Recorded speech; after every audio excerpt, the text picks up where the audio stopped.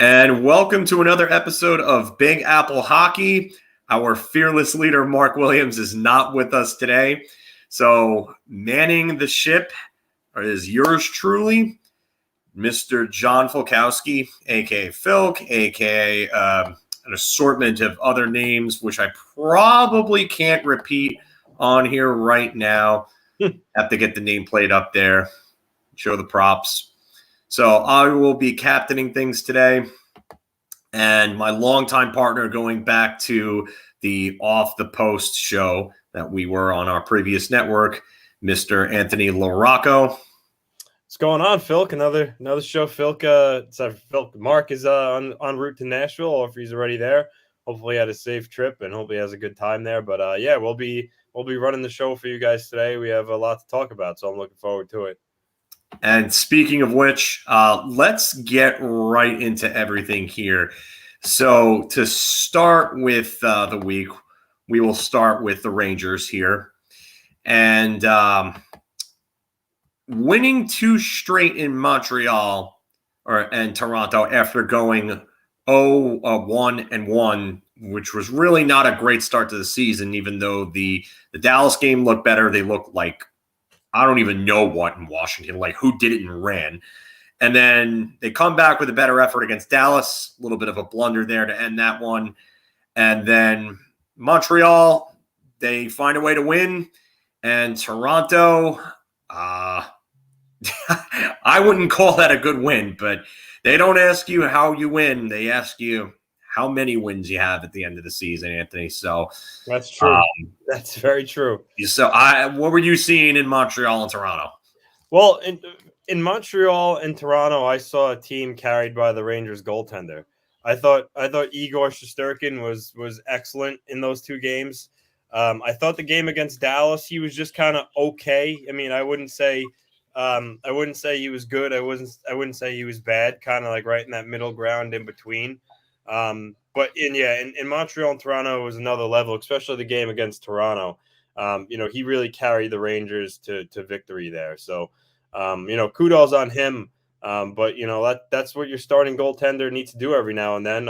Steal games. Obviously, preferably you don't want him to do it 2 games in a row. But like you said, any way you get 2 points in this league is 2 points in the bank, regardless. So, that's good on him. And as far as you referenced the first game against Washington, let's face it, the Rangers didn't look ready to play, and he had a Capitals team. First game at home, they were dialed in. But yeah, so 2-1-1. I mean, it's fine. As a Ranger fan, I don't think you can be disappointed, but I would definitely be encouraged that Shesterkin's play thus far. Yeah, that was my take with everything. I was looking at the way that they played in the game against Washington, and I just thought they were disheveled. They were running around like chickens with their heads cut off. They were taking too many penalties. They were trying to play an extremely physical game at the expense of team discipline and staying out of the box, which ended up costing them in the end. So they lost that game badly. And then the next game, they come back against Dallas, and they looked good in, I would say, the second and third periods. And honestly, from Jacob Trouba, that was probably, those 2 periods were the best 2 periods of hockey I think I've seen him play as a Ranger. He was a force in those 2 periods. And then in overtime, obviously, I can't blame him, because as someone who plays defense, I saw that 2-on-1 developing. Tyler Seguin was coming in at the end of that picture. If you watch the replay again, yeah. Trouba saw that, which is good as a defenseman. You're supposed to be able to pick that up, but he misplayed Miro Heiskanen horribly, and then the puck went off of his stick trying to stop that shot and over Shesterkin and in. So that was bad. To tell you that the game against Montreal, they looked a hell of a lot better. Even though Trouba and Miller as a pairing were not good in that game at all. No. That was probably the worst game I think I've seen them play as a pairing. They played better against Toronto, but again, Toronto, they stole that. There's nothing else to say other than the fact that they stole that game. Because Igor Shesterkin, find that man the best possible steakhouse around and make sure that he doesn't pay for a dime the entire night, whether it's drinks. If he wants borscht brought in from Russia in the middle of eating dinner at that steakhouse, you fly that man in some borscht. I don't care, because he deserves it after that one. And Valakat, funny enough, was chirping Lundqvist a little bit. Actually, I wouldn't say chirping, but kind of messing with Hank a little bit there. And he turned around and said, this was one of the most epic goaltending performances we ever seen. And then he looked over at Hank, and then the two of them started laughing. And then Valakat, obviously made homage to many of Hank's great performances and said that it was kind of like many of his. And it was. That was classic. Oh, here we are for the last 15 years. We had one goaltender who's going into the Hall of Fame that literally carried the team on a nightly basis. And now we have another who's now carrying the team on a nightly basis. So Igor Shesterkin is playing, I know it's early, but he's playing Vezina caliber goaltender right now. And I don't know if there's any way to argue against that. So, but more on that in a second. Next matter of hand is Chris Kreider has 3 goals in 4 games. He had 3 in his first 3. Mika Zibanejad now has 5 points, and it looks like Mika Zibanejad is surely earning the money on that extension and proving the Rangers right for extending him when they did at the AAV that they did. So with Kreider, I'm not, I can't really say I'm surprised. This is a guy that will score in bunches and then he'll disappear for a while. So it's good to see at least started off hot. Let's see if he can keep that going. But his body of work over his career suggests that eventually he's going to be a ghost for a while. Hopefully he can break that trend. Throwing in a Justin Lean reference there. But, that's for you, Goldberg, if he's watching. But I hope he is. I really do. Hey, Goldberg. Yeah. And then Zibanejad, when you get paid the big dollars, you have to produce. And that's going to be the onus is on him now. He got paid. He needs to prove to organization. I'll say it like I'm Canadian. Organization that they made the right move in locking him up. So he's been good. I thought Panarin. I know Panarin scored the game winner in Toronto. I thought Panarin's kind of just been so far. Usually you expect a lot more out of him. I thought he's just been average, not his typical breadman self. Yes. I thought Lafreniere, he scored the goal in Montreal, but I thought Lafreniere has just kind of been, okay. He hasn't really stood out to me in the games that I've seen. But I would say overall, Zibanejad's been one of their better forwards. And on defense, is there really any secret? Adam Fox is playing at an Adam Fox level. What else is new? Yeah. Jacob. In other news, the sky is blue. More than 11. And then another point, Jacob Trouba, like $8 million. You want at least the offense, and that hasn't been there. But at least be a stalwart defensively, if that's the case. And even then, some of the defensive just mishaps he's been doing. It's like, so why are you getting paid $8 million again if you're not going to produce offensively and you're not going to provide exceptional defense? Boy, you really need to step your game up because you're letting the rest of your teammates down. Yeah, I'm with you on Jacob Trouba. I'm pretty sure you've probably seen my Twitter, but after every game, I do a Rangers good, bad, and ugly. Yeah, and every game at the end of it, I do the tweet, and I've mentioned Jacob Trouba more than I would like to already. I've mentioned Chris Kreider and how he's kind of been invisible more than I'd like to already. And I've talked about Igor being exceptional, pretty much how much I would like to, but I would like to not have to have him in the exceptional column when I add an exceptional column every game. So this team has to step up. The offense has been anemic. Yes. We'll talk again a little more about that in a bit. But like I was alluding to before, Vezina caliber right now. How can you? I know it's early, but he has been phenomenal in all 3 games he's played in. And it's funny because they went from Georgiev on opening night against Washington. Which is a weird. I don't understand what the thought process was there. But listen, I get it's a back-to-back. It's early, and you don't want to run Igor down. But at the same time, do you really want to start your worster of your two goaltenders, someone who really has kind of been maligned for the last season or so now, against a still powerful Washington Capitals team that had Alexander Ovechkin in the lineup? And by the way, he made his presence felt there, kind of still just climbing up, the historical ladder of goals scored, making his case to be the greatest goal scorer ever, as we know it. But Igor Shesterkin, I think, probably should have started that game, and Alexander Georgiev probably should have went against Dallas if they really didn't want to wear one of the two out early. So, but again, Gallant, adjustment period. I guess he's feeling out the goalies. I just hope that there's no carousel or any competition for the number one spot, because if this continues for any longer of a period of time, there's going to be no way that Gerard Gallant can actually look at these two and say that Alexander Georgiev should be battling for that number one spot. No way. I mean, you remember how it was last year. Quinn was trying to say there was a competition between the two of them, and never let either one of them get into a rhythm, as Mark has pointed out many times in the past. So, I mean, Igor Shesterkin's really kind of been stepping up, and he's another one. He got an extension, he got a new deal, and now he's really making the best of it. Again, early, but I mean, this is what you want to see. Every fan's biggest nightmare when a player gets a new contract is that they start off bad or have an extended slump afterwards, because then you start questioning whether that player should have gotten that deal. And Igor is leaving little to no doubt, if any doubt at all, that he should have gotten what he got. He might even be end up getting underpaid by sometime at the course of this deal, because he's just playing so well. He is, like you said, it's 3 games, so it's obviously very, very early, but over this 3-game stretch, specifically the last 2 games, he has played at a Vezina caliber level.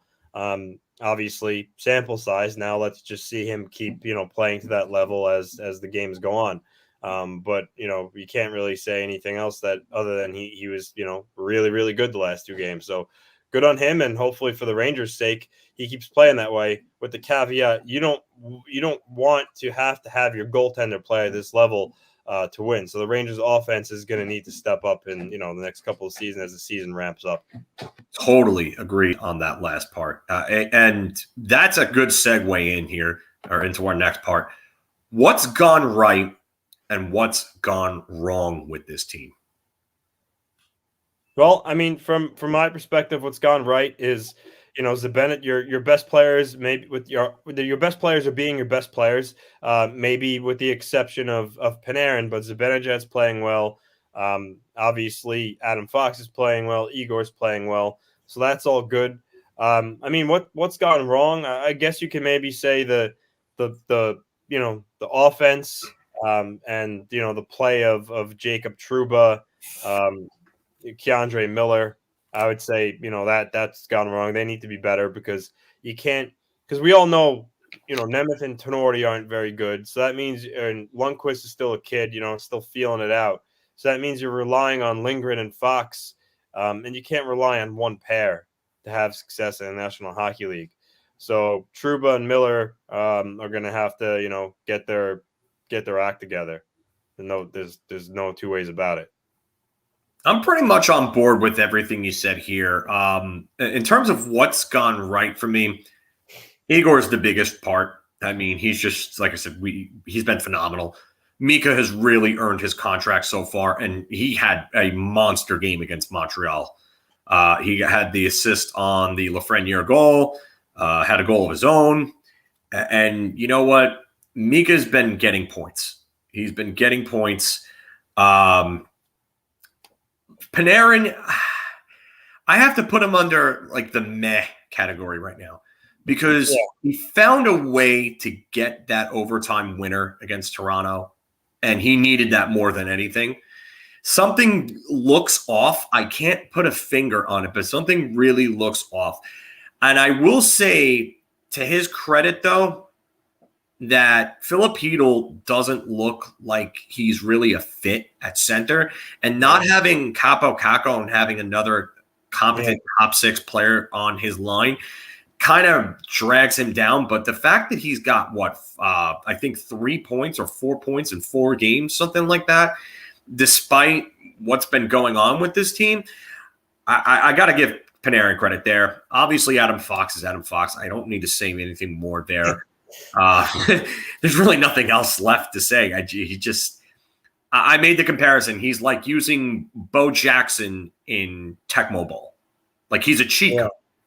or Michael Vick in Madden 2004, where he could just run around the field and then throw the ball as far as possible. So that's Adam Fox for me. I would say Alexander Georgiev. I know it's one start, but he did not look good. Oh, he wasn't very good. No, Jacob Trouba and Keandre Miller. We've talked about them. They worst game, I think, as a pairing against Montreal. The biggest concern I have is that Keandre Miller has not looked good since the first half of last season. Yeah. And if he doesn't turn that around, you might have to send him to Hartford and have Zach Jones come up, because he really hasn't looked good for a long time. This is not just an overreaction to 3 or 4 games. It's not an overreaction to preseason play. This has been going on for a long time. Yeah. And if anything, he reminds me of Kreider in the way that relies a lot on physical tools, doesn't have the hockey sense and the top end skill. So if the decision-making is off, he needs to go and relearn that against lesser competition so that he can build his confidence up and then come back up and really be effective. But we're going to move on here. And this is part of what's gone wrong as well, because it's not sustainable. The Rangers have lost 65% of faceoffs, over 65% of faceoffs in the last 2 games. Yeah. Now, I know that people are going to say things like, well, faceoffs aren't that important. No, they are, especially when you're losing offensive zone draws, not only at even strength, but on the power play. Because the Rangers, and I've gone back and I've actually rewatched the games, they're losing about an average of 30 to 40 seconds per power play just by losing offensive zone draws. And if you're going to have a minute and a half and a minute or a minute of 20 seconds of power play time, as opposed to a minute and 40 to 2 minutes, you're giving yourself less chances to score. And that's part of why this offense has been anemic, because they're lacking possession. Possession equals chances for. Chances for can equal goals. Goals equals wins. So, faceoffs are important. It's I think it's a very underrated stat in this game. And if you don't have center icemen that are going to win draws for you, you're going to be playing. You're going to be chasing the puck more often than not. So, you need those guys who really dig in there and have many different ways of being able to win a draw, back, forward, tie a guy up. You really need to know what you're doing and measure up your opponent when you're going in the circle. And the Rangers centermen need to be better. And listen, it's no secret that, one of the Rangers areas where they lack is, at the position of center ice. So they could use more depth there. And overall, when you lack at center ice, chances are your faceoffs are going to suffer. So, they just need, listen, it's early in the season. I'm sure it's something that they'll focus on in practices, but yeah, they definitely have to be better, because I don't think, that rate of amount of losing faceoffs is a recipe for success at all. I mean, it's just not. So they need to find a way to be better. Yeah, and you know what? And center ice play wins in the NHL. We've talked about that. We've referenced the Kings and their 1-2 punch. We've referenced Pittsburgh and their 1-2 punch. I mean, we could go through a number of teams that had really good 1-2 punches down the middle that have won. I mean, Boston as well, with Krejci and Bergeron, and even Savard there for a bit before they won the cup. But again, you need better center play. Hopefully, FIlip can start playing better, because if Breadman gets going, that can help Chytil. If Chytil looks like he's, going to be the one that can step up at some point, that helps the Rangers out going forward. If not, then you might be looking at a deadline deal. So we'll see what happens there. But before we move forward to the Islanders, I just wanted to say that this is my first time really kind of manning the ship here. You guys are probably already aware of that. I see all your comments. I see everything that's coming through. I'm sorry if I'm not as responsive this week. I've got a little more responsibility than I usually do. So I just wanted to say I'm not blowing any of you guys off. We will definitely have a ton of Q&A time. We will try to get through everything as soon as possible. I know that there's other things to talk about. There's actually one more thing we have to talk about the Rangers before we move on. I will get to that in a second. I'm pretty sure you guys already know what it is, because there's definitely some discourse about it in the last few days or so. But yes, and thank you for the donations from Brody and Steven. So we really do appreciate it. It's awesome. I don't care if it's beer money. I don't care if it's you bucks. We are just happy to be doing this, and you guys are supporting us the way you guys are all supporting us. Even if it's not donations, you guys are just here watching. The numbers are going up. The subscriber counts are going. All of you guys that are in here right now have been with us from day one, and we can't tell you how much we really do appreciate that. So the train's going forward. Everything's going up to the top. Please stick with us. We're going to have a lot of good content coming to you guys in the future. Thank you so very, very much. Thanks, guys. And one more thing that we're going to get to before we go on. And I'm sorry, I didn't really have a banner made for this yet. So I'm just going to get rid of the banner that we have up for now. And that is the Vitaly Kravtsov saga. And so Arthur Staple, our good friend, or a very, very good friend of Anthony's as well, has taken over Rick Carpiniello's status at the Athletic as the head beat writer for the Rangers. So in addition to doing his Islanders work, he's double dipping for both New York teams. And my run request, post your good, Ben. Ooh, okay. You know what? Sean, I could totally get with that, actually. I will. So I will do that. I do not agree with that. I mean, I don't either. I mean, listen, this is a guy that feels like he was jerked around. And I get why people will be upset that he didn't just be a good soldier and report to Hartford. But I said it before, this is the risk you face with Russians. Sometimes they'd rather go home rather than play in the AHL. It's just the really the facts of it. And also, like I said, he feels like he had a spot in the team. And if you read Arthur Staples' piece in the Athletic about the situation, there's so much more that stems to it. So I don't blame Kakko Kravtsov for handling it the way he did. And this is a point that I keep seeing, and I'm going to debunk this right now. So the last time around, if you guys remember, this happened, 2 seasons ago? So the last time around, he didn't make the team, and the organization went with players that didn't belong at the NHL level in favor of him. So you played Brendan Smith at forward, you had Michael Haley up, you had Greg McKegg, and you also had Brett Howden and Phil DiGiuseppe. So you had 5 guys playing in your bottom 6 that really didn't need to be there, that ended up in one way or another being detriments at the team. And hindsight's 2020. I don't want to hear this stuff. I really don't. Listen, I wanted Wahlstrom. Anthony and I were there. If you could find the audio from me, I was literally broadcasting live while Anthony and others were trying to get interviews for us. But I wanted Wahlstrom. I'm not going to lie. I thought Wahlstrom would have been it would have been the pick there. They needed a goal scorer. I thought it fit. And this point is BS because they're doing it again. They're playing guys like Dryden Hunt, Julian Gauthier over him at forward. And not only that, but is Barclay Goodrow really good enough offensively to be a third liner? Because he hasn't really shown me anything like that so far.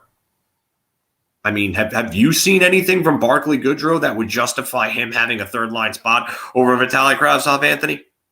No, not at all. I guess he's trying to build more of a prototypical checking line as your third line, but Goudreau is not doesn't nearly have the offensive ability that Vitaly Kravtsov has. But again, you can analyze it to death, but really when you get down to the nitty gritty of it, is the Rangers just pissed off and alienated a top 10 pick again, and now they're going to trade him. Simple as that. And it's asset. It's bad. It's just bad asset management now. That's what it comes down to. So now they just have to try to just get the best return they can. I don't know how good that return is going to be, but I don't see the reason why people are placing most of this on Vitaly Kravtsov. I just don't.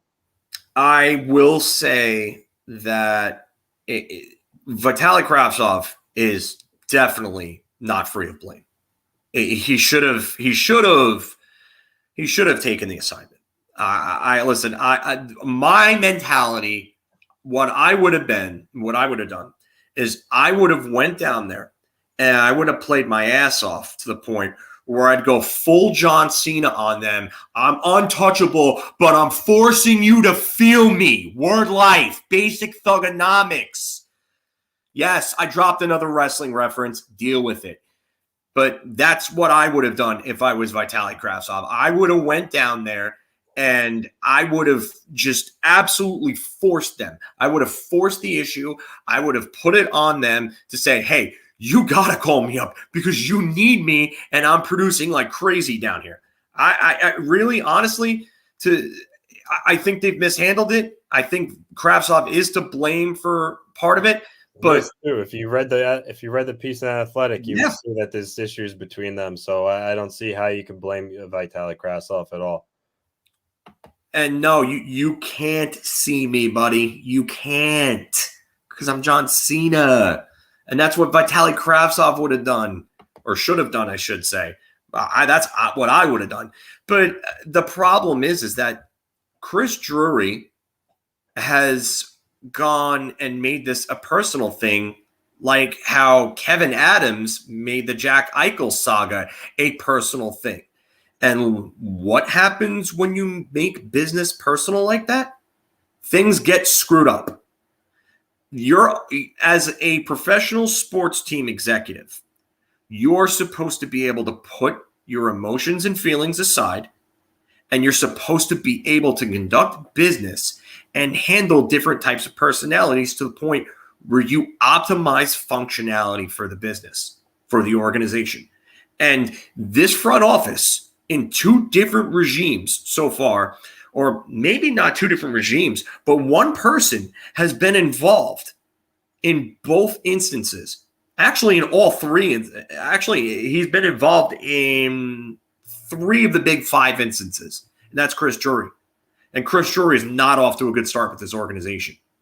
So I don't understand how you can't say that the team is to take more of the blame than the player at this point, because although again, the player is definitely part of the problem, but look at the New York Giants and how they dealt with Odell Beckham Jr. and the way that they handled him for 4 or 5 years before they traded him. I mean, you gotta, when you have talents like that, I'm not necessarily saying coddle them, but work with them, talk to them. And you can't chew people out in front of an entire team in practice, especially if it's a non-playoff roster player. Like, you can't do that. You can't. It's wrong. It's unprofessional. It's not right. You want to talk about Kravtsov being unprofessional? Fine. Got no problem with that. But Drury, that's even worse. You can't do that. And the old saying is, you want respect, you got to give it. And but before we move on, I have an interesting when you talk about what you can move him for, the Senators have been looking to move Eric Brandstrom.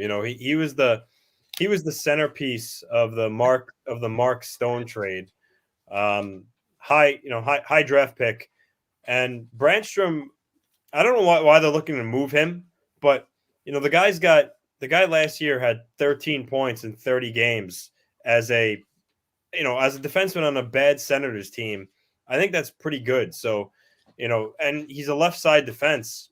Maybe there's a trade to be made where Kravtsov goes to Ottawa for Eric Brandstrom, and Brandstrom can take one of the bottom pairing left spot defense on the Rangers. 22 years old, still has a lot of upside. So I personally don't know why Ottawa's ready looking to move him already, but I mean that's the type of move that maybe the Rangers could take a chance on. And our friend Greg Ells is just basically calling me a short bus driver. No big deal. But I've seen the word about Brandstrom.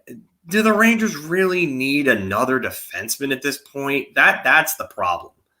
I mean, Hayton would make more sense for me because it's two players from the same exact draft class. Yeah. Two players both in disgruntled situations that need changes of scenery. Two players that were top 10 draft picks. But I don't even know if Hayton's really the answer. I get it. They need center help. And Hayton was a reach as well. There are a lot of people, like when I remember you and I both talking about what was Arizona thinking taking him at 5, and then he ends up being a World Junior hero in 2020, on the team with Lafreniere that won the gold. But I really don't know if I'm confident in him. There's something's going to come to a head, and Kyprios and Friedman and Dreger, they're reporting that there's interest in multiple teams. Yeah, Rangers aren't going to make a deal for nothing, for no reason. So yeah, we're going to move on though to the Islanders, and we're going to talk about what's been going on with them. So the Islanders get their first win in Chicago after losing the first two against Florida and Carolina, who are two pretty good teams that could probably win their divisions. And I've watched a couple of the games. I didn't get to see all of them. I've been trying to watch a lot of different games. But, Anthony, tell us what you're seeing. Well, the first game, first I'll start with 1 and 2 start. Color me not concerned in the slightest. It's early in the season.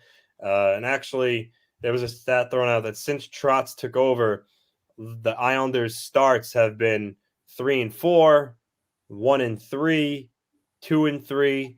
So since Trotz came aboard, they always start a little slow. So it's weird, but I'm not concerned. And there's Carolina has been mentioned as one of the teams aside from the Islanders that can win the Metro. They're a really good team. And the Hurricanes are just one of those teams that have the Islanders number. In hockey, you get that a lot where certain teams just have something over another. Can't really figure out why, but Carolina has been that way since they swept the Islanders back in 2019. They always give the Islanders fits. It was their home opener. They got 2 goals off of deflection, another goal where Sorokin made the save and Niederreiter, crashed into him and the puck went in. The goal still stood. So it was a bad game, but they just got outplayed by a Carolina team, which I was expecting going into it. The Florida game I did not see. I was out with my wife out to dinner. But from all accounts, Barry Trotz just said the Islanders didn't have it that game. They didn't have their legs. They were a little disjointed. And they just, I think through 2 shots, through 2 periods, they only allowed 13 shots on goal. So he said Sorokin couldn't really get into the rhythm of the game. And then in the 3rd period, the Panthers just went off. That one was kind of burn the tape and throw it away. And then last night in Chicago, the first period was pretty ugly. Ilya Sorokin made 18 saves in the first period, and if it wasn't for his efforts in the first period, who knows? Maybe the Islanders are 0-3, but he really settled them down. At the end of the second period, he made a stop on DeBrincat, shorthanded breakaway that kept the game at 1 going into the third. And Trotz said that gave the Islanders legs and a lot of confidence going into the third period. And then in the third period, the Islanders played Islander hockey and they took the game away with 3 goals. So first 3 games, definitely not Islander hockey. But I think slowly but surely you're going to start to see the team really get back to the level they're playing that they're capable of. Really impressed with Oliver Wahlstrom. I know we talked about him before, but he's got 3 goals in 3 games. He was shooting the puck from all over the ice last night. And this is the guy that we said for the Islanders can have a big season. He has the shot to do it. And he's playing with Parise and Pajot, which Trotz said that's really been their best line so far this season. They're really hard to play against, and they all can contribute offensively. So my one area of concern for the Islanders is, and I know we'll get to it in bar talk, but Zdeno Chara just looks his age. He looks 44 years old. He doesn't look like a Jaromir Jagr 44. No, he doesn't.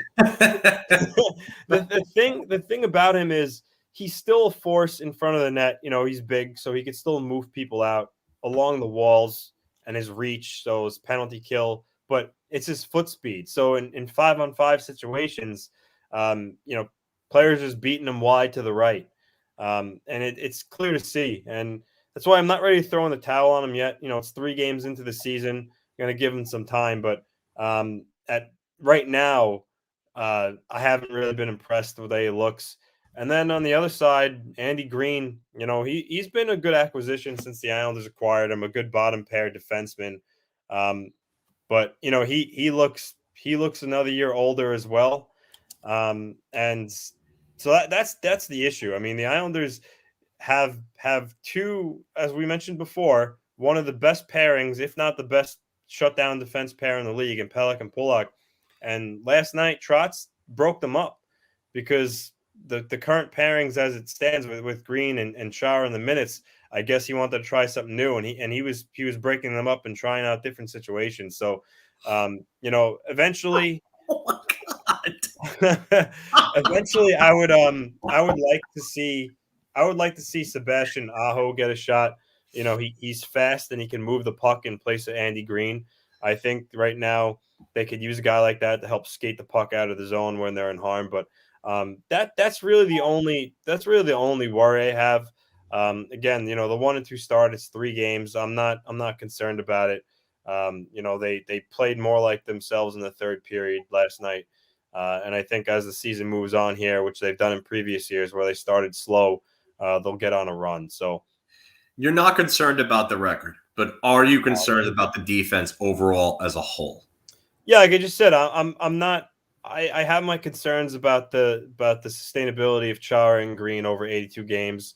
I think they need, because Pelech, Pullock, Mayfield, and Noah Dobson is going to be a very good defenseman too. It's those 2 guys, and when you essentially have 2 guys that you kind of have to shelter and can't really have to really watch their minutes, that can hurt you. So, and the problem is it's so early in the season that it's really hard to find a trade like this early to get another defenseman. So that's why I think giving some minutes to Sebastian Aho for Green, listen, the older guys, giving them rest, every couple of games, I think could be a good thing. So getting Aho in the lineup, I think Robin Salo was fantastic in the preseason. I think, as definitely next year, I think he'll be a regular, and maybe even this year at some point, he's going to get a shot. He could skate and really move the puck. So those are the type of guys that I think the Islanders need to put in the lineup. But as a whole, I think Trotz's system can protect Chara and Green a little bit because they're not like what you saw in Florida and Carolina. They're not a team that gives up 5-6 goals and gives up all these chances. That's something that doesn't happen. So I think as they get into the sink of things, that will mask some of their woes with the bottom pair with Chara and Green. But I I think, and to answer Els's question here, Robin Salo, rookie, just came over from the Swedish Elite League, looked really good in the preseason. It's just Barry Trotz likes to bring his youngsters along slowly, so he's a guy that can get a look. And then Sebastian Aho, who they're carrying right now as the seventh defenseman, is young and he's got a lot of legs, so he might get a shot here, coming up shortly. But that's clearly the one concern. But I think they're, as you saw in the third period against Chicago, they started playing more similar Islander hockey. And again, they're 1-2. The Colorado Avalanche are 1-2. I don't think anybody's panicking Colorado. So 3 games, it's insignificant, especially with, I said, how they started the previous 3 seasons under Trotz, where they struggled out of the gate. They're a team that seems like they really hit the ground running, a couple of weeks into the season, and they're a force, and then again at the end of the season where they're just kind of, waiting for the playoffs to start. But they'll be okay. And I think eventually Big Lou will address the defense by making a trade sometime, later in the middle of the season. But I think, and that actually brings me to 2 different comments. I believe they were both from AZ. Yes, they were. I would go big for Lindholm, or actually, that's at center. That was not the Lindholm I was thinking of. Actually, like Campus in Anaheim. Yeah. And honestly, I'm gonna be totally honest with you. Anaheim played well, even though they lost to Edmonton. Connor McDavid the Connor McDavid show commences once again, and Connor McDavid is just showing why he's probably going to be a top 5 player of all time when it's all said and done. But Hampus Lindholm may not be on the move from Anaheim. Yeah, if they keep playing the way they're playing, yeah. Yeah, if they keep playing the way that they're playing, they're going to compete. And management might think that they're closer to competing than originally expected, and they would probably want to keep someone like Hampus Lindholm because number 1 defenders like him are hard to find. Even though he's not the top end of number 1 defenders, he's still a solid 2-way guy that can eat minutes and shut down forwards. So I'm not sure if Anaheim moves him, but if Anaheim is looking to shed salary, the second guy that you highlighted before, Josh Manson, that's someone who I think could really be a fit for the Islanders, especially after Matthias Ekholm was taken off the market. Yeah, and I think it was Elliot Friedman that said he thinks that Anaheim has a chance here to be a real player in the trade market, and he mentioned Lindholm, Manson, and John Gibson. But as of right now, Arizona's playing well, so I don't know if it's a lock that they would trade any of those guys. And maybe Hampus Lindholm's an unrestricted free agent, so maybe he gets traded regardless if they feel he wants to test the waters. But he would fit the Islanders like a glove. There's no doubt about that, for sure. And Arthur Staple had mentioned him as a possible target this past summer, but I obviously nothing came of it. But he's a guy that could definitely be on the Islanders' radar. This is funny. I don't think the Rangers and Islanders are going to make a significant trade here. The last one was Yuri Niemi for. I forget the other guy. I forget the other guy in the deal, but I know Yuri Niemi was I believe he was the one who came from the Islanders to the Rangers in that deal. Yeah. Yep. So I don't think you're going to see that. There's been like 2 trades since 1972 between the teams. I don't think that's happening anymore. No, I don't think it's happening anymore. It would. Listen, I guess nothing's impossible, but it would really shock me if something like that occurred. But they got Columbus next on Thursday. And they're in the midst of this 13-game road trip. But the Islanders are going to be fine. The Colorado Avalanche will be fine. It's just sometimes good teams struggle out of the gate. It's just the way it is. I mean, listen, guys, the Buffalo Sabres are 3-0. That's just all. This is going to tell you about how much stock you could put into a team's record 3 games into the season. It literally, it literally means nothing. I mean, listen, if you're talking 10-0, 1-10, 11 games in, and those are some of the records, then that's a discussion. But this early, not so much. But we'll see going forward here. I know Varlarmov is set to come back this weekend with the back-to-back between Arizona and Vegas. So that will help. But Ilya Sorokin was the Sorokin that we all, Islander fans all love and know.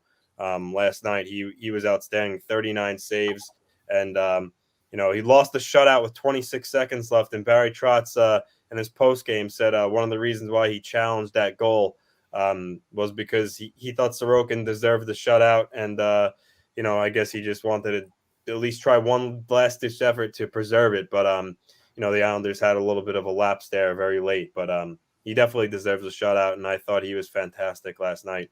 So it seems like when Igor Shesterkin comes across, Ilya Sorokin comes across, then they've been at a constant parallel with each other in comparison for years now, going back to prospect days, overseas in the KHL.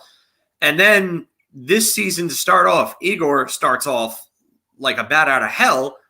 And now Ilya Sorokin turns in one of the best performances of his young career and says, anything you can do, I can do just as good, if not better. Yeah, the parallels between them is going to be interesting this season. I think he's going to play more over the course of an 82-game season than he did last year. He's going to share more time with Varlarmov. And if he plays the way he did last night and how he did in the playoffs against Pittsburgh, he will take away starts from Varlarmov. And I'm sure if he puts in another strong effort against Columbus on Thursday, even though Varlamov's coming back this weekend, he probably he'll probably earn some more playing time. But I can't wait for the first Ranger Islander collision in I think November, right? Yeah, I believe it. I believe it's like November 21st or something like that, or I can't remember. Yeah, I know the first ever game between the two teams is at Belmont on Thanksgiving Eve. Not sure if they play at the Garden before that or not, but I'm not exactly sure either. It's a fair point. I'm not going to downplay the Islanders. You got to beat those teams, and you got to beat them the way that the Islanders beat them. I know the first two periods were kind of ugly, but the Islanders came back and won that game in the third. Really, really locked that game down in the third. So I'll give the Islanders credit there. If they would have beaten them 1-0 and they would have barely held on by the skin of their teeth, this conversation's probably a little different. I need to talk to you. You know what? I've actually been pleasantly surprised for before we kind of move on to bar talk, but we talked about Chara looking slow. Zach Parise, he's had a lot of he's shown a lot of wheels so far. He's moved with a lot more speed than I thought, and he's been like kind of ferocious on the forecheck, and he's clicked well on that line with Parise and Pajot. So I've been liking Zach Parise's game, because he's another older guy. So you wonder after what how he was in Minnesota last year, what he's got, and I was impressed with his game overall. Yeah, I mean, he doesn't look bad. He's definitely not going to give you the offense that he gave you in his peak years or anything close to it for that matter. But I mean, if he could be a high energy guy and really just kind of disrupt on the forecheck and give you, I guess, like 15 or so goals, maybe 30 or so points. You take that contract and you look at that as a bargain, and you take that and run. But I mean, he's not going to be a bad defensive player. He's never been a bad defensive player. He's a guy that's going to throw his body around. That's part of the reason why he's deteriorated to the way that he has over the last, I would say, 5 years or so. Yeah, is because he's a smaller guy that has never been shy about throwing his body around. But I mean, he doesn't look bad so far. They do need – I still think that they do need another top-notch sniper, or they need Oliver Wahlstrom to break out and become that. And if Oliver Wahlstrom breaks out and becomes that, not only do you get yours, but you don't have to spend a lot of cap or assets to do so. And just like how we talked about with Shesterkin playing at Vezina level while it's still early, Wahlstrom shows he might be doing that. 3 goals in 3 games, and, with how he performed last year, I think a lot of Islanders have big expectations of him this year. I think he could be really one of their better goal scorers on the roster this year. He's going to score. A little off topic, but I want to talk about this one just because I don't want to jump into bar talk right away. Are we starting to see the beginning of the downfall of Seth Jones? You know what? I didn't really care about it because at the end of the day, it's a formality. But I thought, every Olympic team announced their 3 provisional players, like the 3 players that were named to the team right away. For Team USA, it was Patrick Kane, Austin Matthews, and Seth Jones. Why is he a provisional player like for Team USA? I get he's going to probably be on the team. And yeah, Els is absolutely right. Wallstrom, the way he shoots the puck, he's got a really, really good shot, and he's shown it over the short of his short career how he can beat goalies clean with his release. So this right here says it all, though. Yeah, how do you do that? So yeah, back to that. Why is he a provisional player? I mean, like I said, he's going to be on the team, sure, but why is he one of the 3 provisional players? I mean, here's what I don't get. Seth Jones had a tremendous 2017-18 season. He possibly could have won the Norris that year. He was that good. But ever since then, not only do the analytics tell you that he's been bad, but the eye test tells you he's been bad since. And he was playing for the vast majority of that time, with Zach Werenski, who the eye test shows is an analytics darling, is an analytics darling, and the eye test shows you that he's great as well.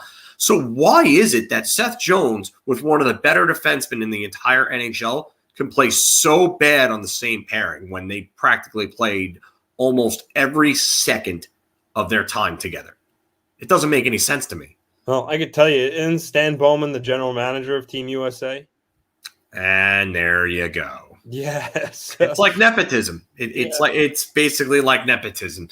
The family takes care of the family. And I get, regardless of who the GM was, Patrick Kane should have been one of the 3 provisional players. Of course. Well, I'm not going to say that was, because he plays for Chicago, but you have to think that Seth Jones playing for Chicago is the reason why he's one of the 3 provisional players. I mean, of course, because who in their right mind is going to doubt the selection of Patrick Kane right off the bat? He's still arguably the best American-born player alive. Yeah, no, he is.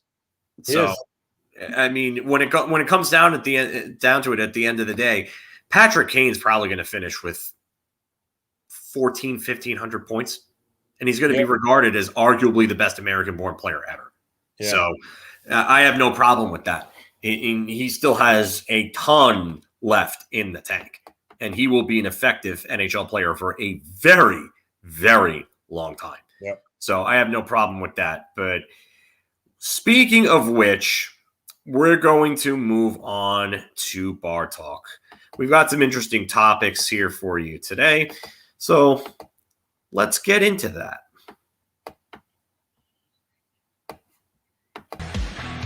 I'm going to take a shot on this one.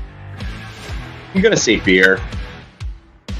I'm buying everybody around on this. Oh my God.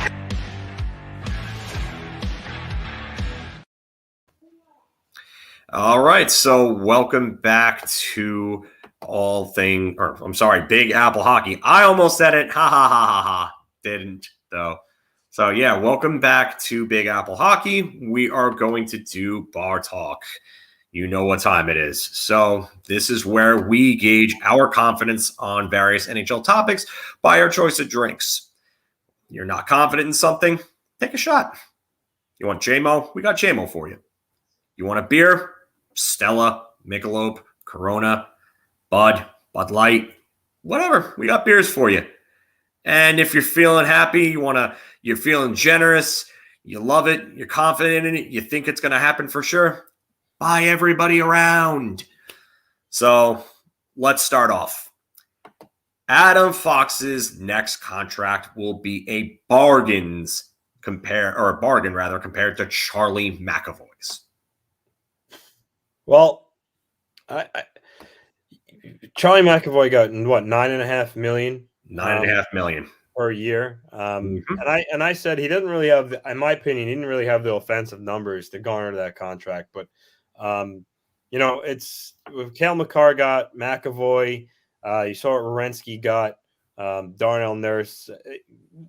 Adam Fox is at least going to get $9 million. I don't think there's really any question about that. So And I think based on his better offensive ability than Charlie McAvoy, I think, yeah, that absolutely would be a bargain. So I'm going to go round there. I'd be surprised if Fox didn't get at least 9. Maybe if you wanted to take a hometown discount to try to keep as much of the team together as possible, maybe. But I don't know. I don't see any reason why he should leave any money on the table. He's the reigning Norris Trophy winner.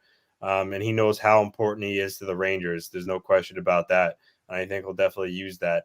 And as comparables, like I said, McAvoy, Makar, I don't see any reason why he doesn't get, at least $9 million. So this one's easy for me, and I'm going round. It's not take anything away from Charlie McAvoy. I think he's really good, but as Mark said, I think it was a little too high. I'm in the belief of if you're a defenseman and you're making 8, 9, $9.5 or more $1 million a year, you should at least be putting up 50 points, at least. In my opinion, you can't be a 35-point defenseman making, $9 million. I mean, that's just ludicrous to me. So, but Fox should get $9 million easily, and I think he's the better defenseman of the two, especially offensively. So, round.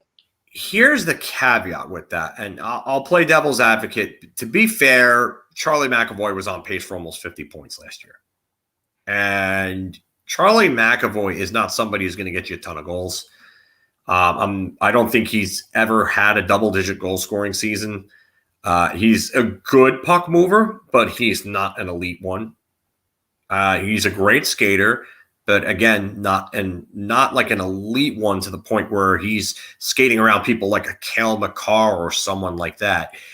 But Charlie is an incredible shutdown defender. He's easily a top 5 shutdown defender in the league. I mean, you think of the guys that you could probably consider better right off the top of your head. I would say you're looking at Slavin and Pelech, and everybody else is probably debatable. And then, so I will say that Charlie definitely deserved an upwards of 8. I think that they definitely overpaid him a bit, but I am going to buy a round on this as well, because if Adam Fox gets $9 million, and that's what the tweet was that came out yesterday, and it said that Adam Fox is the discussions for him are looking to start at $9 million. If you get him at $9 million or less, that's a bargain. That's a bargain at this point, because I know it's early in this season, but he's literally shown no signs of slowing down whatsoever. None. He continues to play great in every game. He put on an absolute clinic against Dallas and was making them look like they weren't even on the ice with him. They were just cones, obstacles. And he was just pivoting around them, skating through them, making them look like they weren't there. So I've got to say that I'm buying around on this one, because I think if you I know how that goes, Elsie. Take care, Elsie. I know how that goes. I'll see you. Talk to you later. Thanks again, Elsie. We appreciate you viewing us, buddy. But again, if Adam Fox takes $9 million or less, he's and AZ said it. He's worth every penny. But Brody reaffirming it. Just honestly, and that's what I was talking about before, Brody. It's not even a Twitter rumor. That was, I believe, Dreger or Friedman that reported that quote. I'd have to take a look, but I know it's from one of the big guys, one of the big reliable guys. So we're going to move on to our next topic, though. And we were talking about it before. Zdeno Chara has nothing left in the tank. Anthony. I like I said, I wanna go round, but as I said before, I'm gonna go beer only because I did watch him on the penalty kill. His reach, he's still good at keeping guys to the outside, at least on the penalty kill when he's already stationary in his own end. He's good at moving guys out from in front of the net. His battle level along the wall and the boards is still pretty good. So it's just when, in transition 5-on-5, if he's skating backwards and there's another guy coming down the wing, some guys have beaten him wide because of his foot speed. But he does bring he still brings some value to the other areas, like I just stated. So I'm going Beer, but it's a fine line for a round. And I think, he still could be useful, as I mentioned, for those reasons, but he's got to get like nights off. I don't think at his age he should play every night. It was a good story when he first signed with the Islanders. It was cool. He's ending where he started. But I'm glad he's part of the team, but I don't think he should be an everyday player because of his age. Give him some time off, let him recharge his batteries so he can at least provide some, rewarding aspect to the Islanders. So, like I said, Beer, but it's close. Normally, I would agree with you on a Beer, but I'm actually going to buy a round on this one. And the reason why I'm going to buy a round is the Islanders are at a point in which he probably is going to have to be an everyday guy. I mean, look at their depth chart. Unless, and you said it before, Lou does not like to rush along his young guys.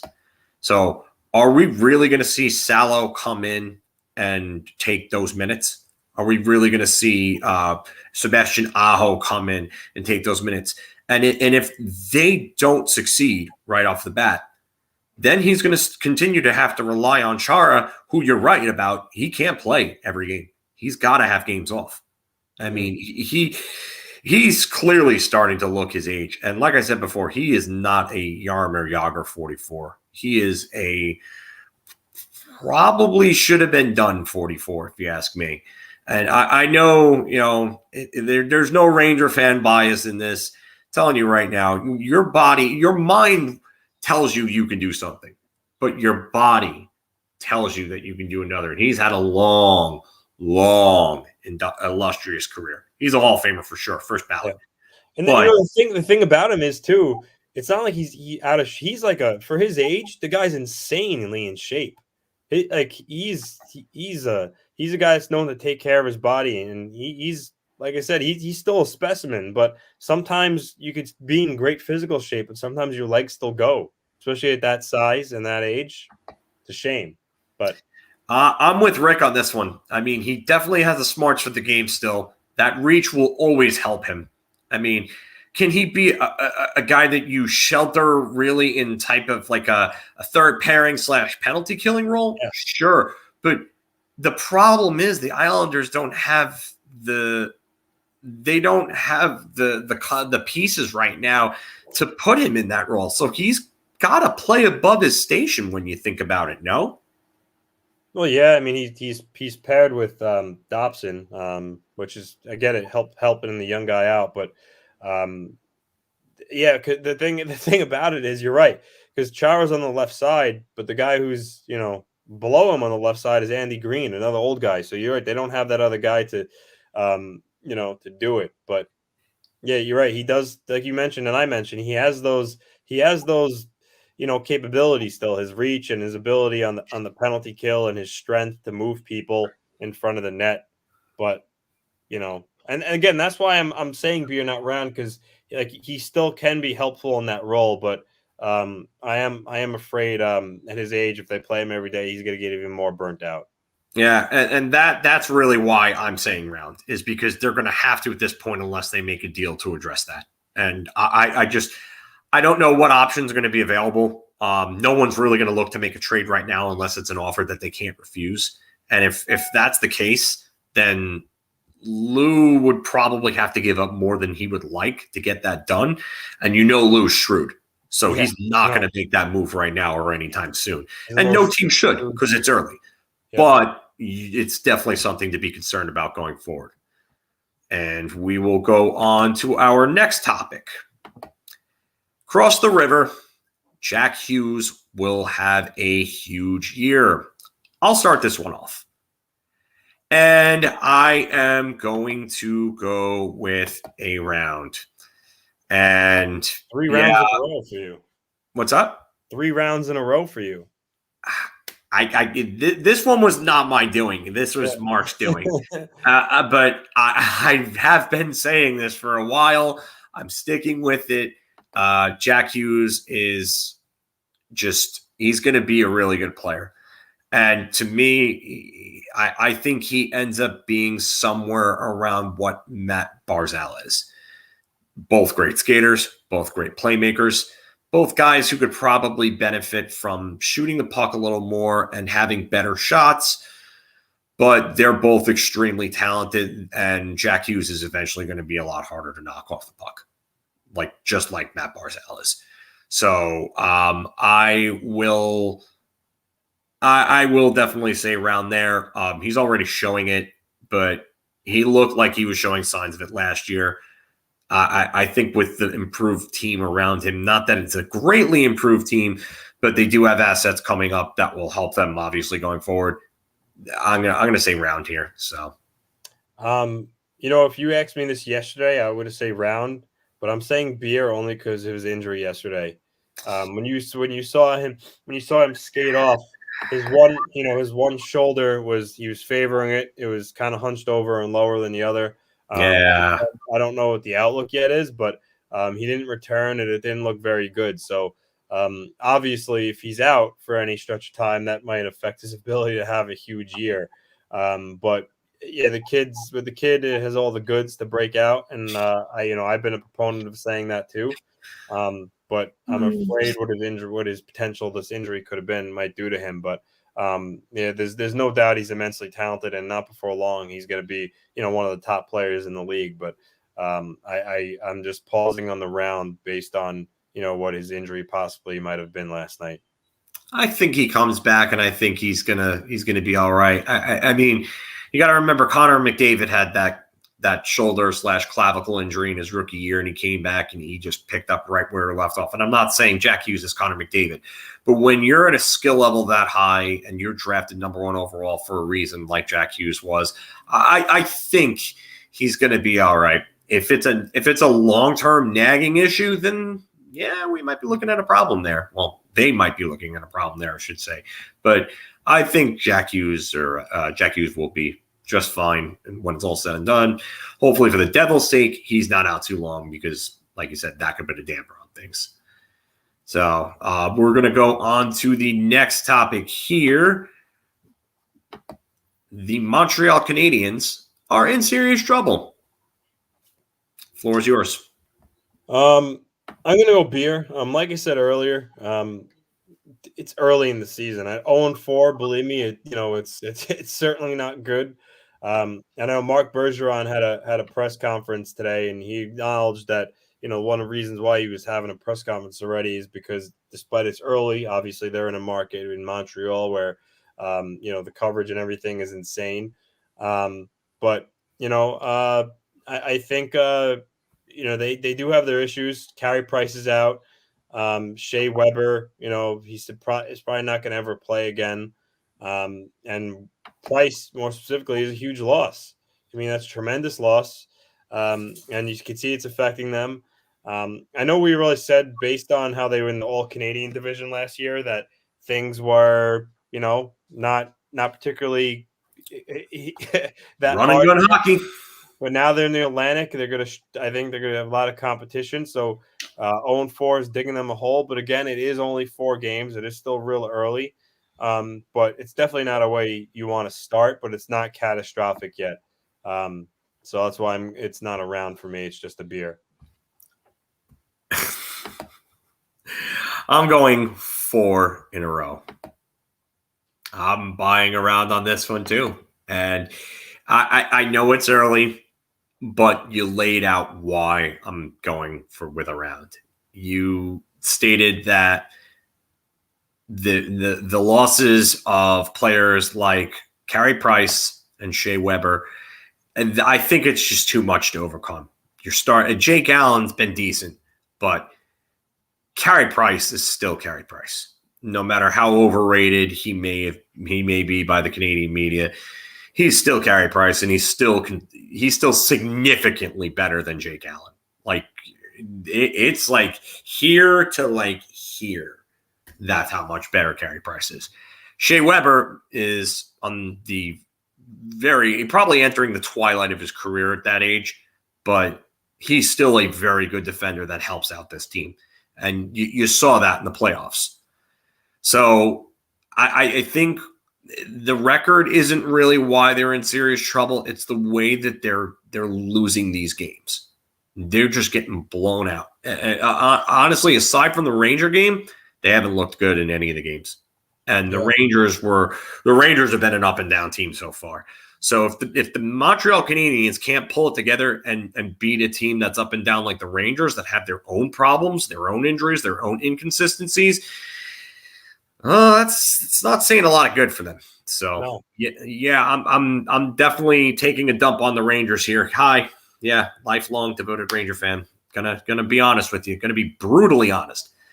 So if Montreal can't get that done, that's an indictment on them. So I do think they're in serious trouble, and I think that their window to make the playoffs might close a little sooner than people expect. I'm not going to say that it's going to be in November or so, that they're going to be almost mathematically eliminated, because obviously that's not possible.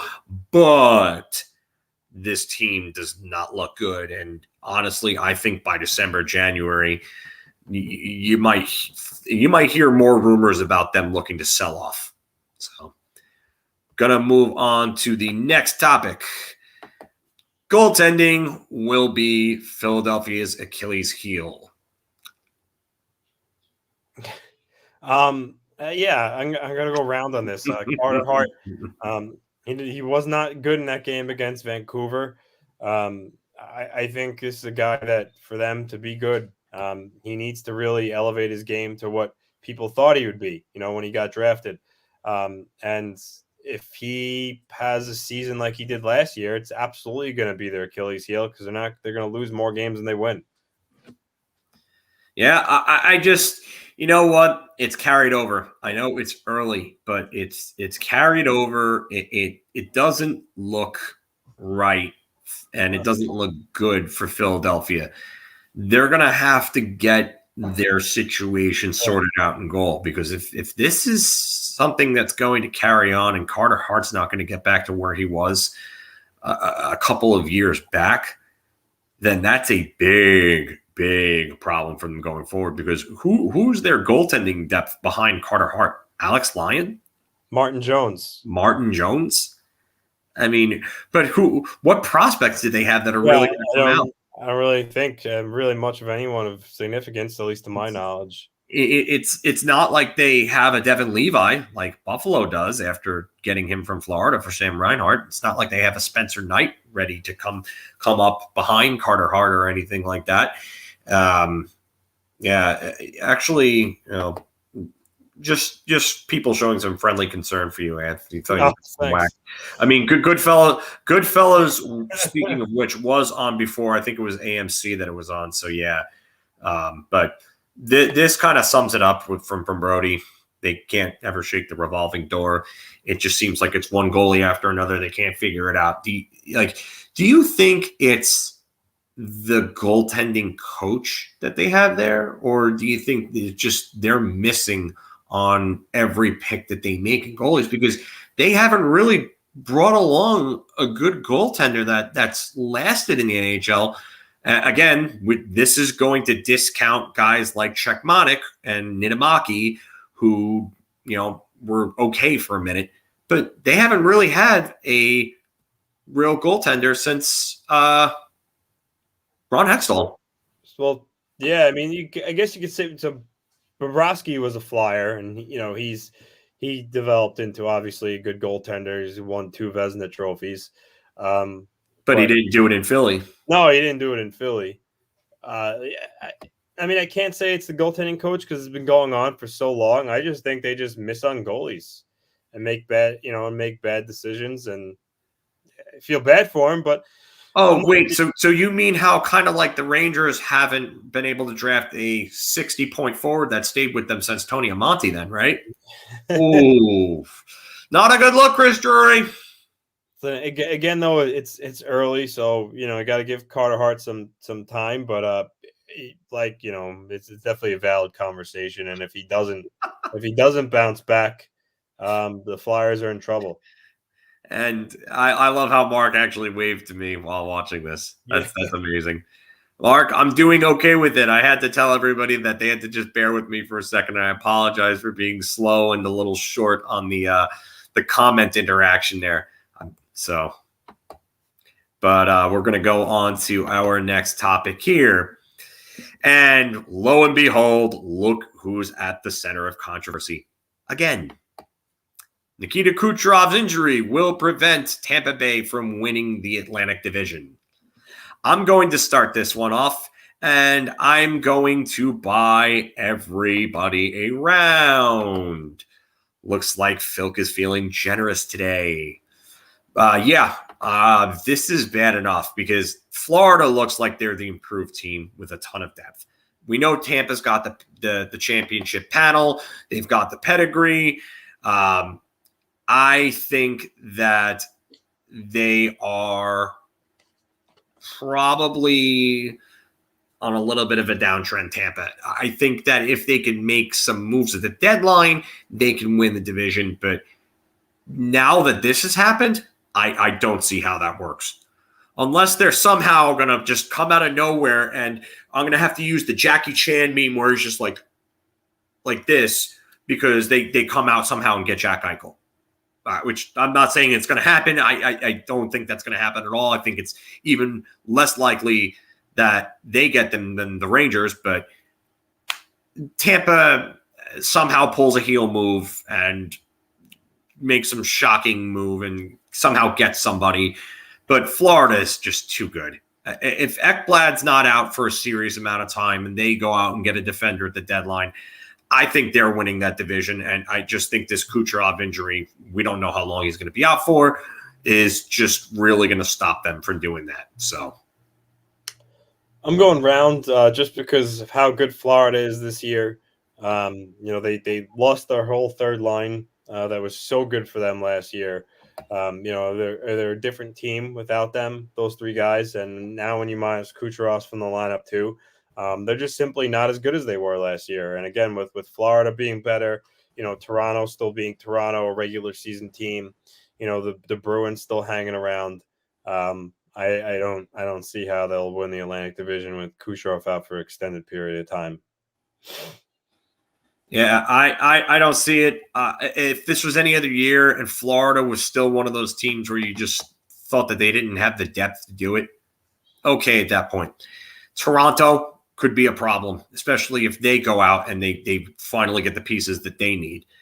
I don't see Boston being an issue. I don't know if I trust Allmark, but I definitely think that Florida and Toronto could really give Tampa Bay a lot of problems because Toronto's offense is still going to be really, really good with the Big Four. Moving on to the next topic. Tristan Jarry and the Pittsburgh Penguins are greatly underestimated. I'm going to take this one to start, and I'm going to break my trend of buying everybody around. I'm only going to go with a beer this time. So the reason why I do this is because of the fact that I think that they've gotten somewhat lucky in some of their games. Pittsburgh played Tampa Bay. Tampa Bay is a depleted team depth-wise. Pittsburgh absolutely outworked them in that game. I'll give them credit. They've played some real good hockey. They've lost, I believe, in a shootout in another game, and they lost and they won another. I really think that this is always how it is with them. They somehow find a way to get some wins, and then Crosby and Malkin will come back, and they'll be all right, and they'll start winning some games. I don't think that they were greatly underestimated. I think that people were talking about them not making the playoffs. I also think that this team is sort of playing over their head because I don't understand. I don't see, I should say, how they sustain playing the way that they are without Crosby and Malkin. Eventually, at some point, it's going to come to an end, and they're going to start losing games. And that's when we're going to look at, oh, well, here's the conversation again. Is Pittsburgh done? So I'm going to buy a beer. What about you, sir? I'm I'm actually gonna take a shot on this. Yeah, they've been okay without Crosby and Malkin. They've played well at times, but when it comes down to it, Tristan Jarry still is not a good goaltender.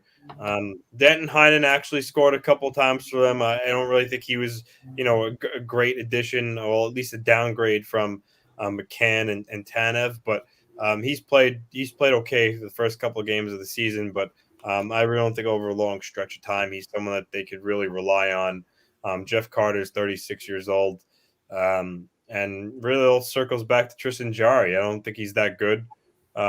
So I think this Penguin team, while they've played okay this year so far, I still don't think they're underestimated, even though they're doing this without Crosby and Malkin.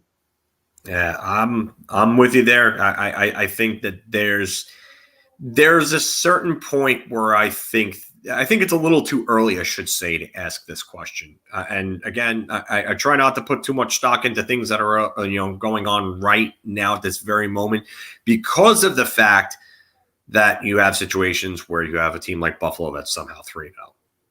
Just doesn't make any sense. Things are going to happen early on. So, and going on to our next topic. Dylan Larkin and Gabriel Landeskog suspensions were fitting for the actions. I'm going to start this one, and I'm going to go back to buying people rounds. Yes, they should have gotten suspended the way they did. Yes, those hits are violent and dangerous. Yes, the suspensions were fitting. There's nothing really else to say in my eyes in regards to that. Gabriel Landeskog hit a player that was already down on his knees, and he didn't need to do that. He had time to let up. There was no reason to do it. Dylan Larkin, all right. Matthew Joseph, was it that hit him from behind? Yeah, he should have definitely gotten a penalty for that. Honestly, I think if you want to start sending a message, start suspending players that throw hits like that. Give them a game, and if they're repeat offenders, start going up by a game if there's no injuries.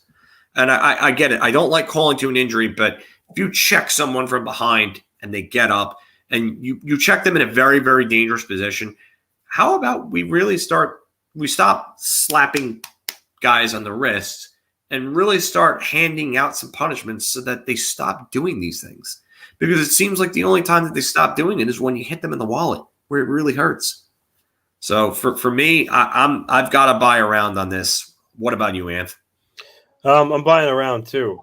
I agree with you. I think Matthew Joseph should have got a penalty. I get Dylan Larkin was upset, but you can't get up and just go vigilante and just punch someone like that. I mean, it's dangerous, frankly, and you can't do it. I mean, it reminds me of when Ryan Holloway boarded Chris Simon's head into the glass, which should have been a penalty and was rather dirty, but Chris Simon can't get up and swing his stick at him because of it. And similar on a lesser scale, I mean, Dylan Larkin can't just get up and swing at Joseph for the hit. No. But so the suspension was fitting. It was dumb. I'm sure he'll learn from it. Dylan Larkin's not a dirty player at all. It's the first time he ever had any other type of disciplinary actions held against him. I think he'll learn from it. Yeah, I don't like seeing that. I get that officiating needs to be better. I've been talking about cracking down on hits like that for years. Get it out of the game. I know. I don't know if you remember this. I'm pretty sure a lot of Ranger fans will. But during the 12-13 season, when I believe it was Patrick Coletta hit Brad Richards into the boards from behind and he was down, and it looked like a lot of us thought that he was going to be paralyzed from the neck down because he had a stinger and he couldn't move at all for like a good 5 minutes.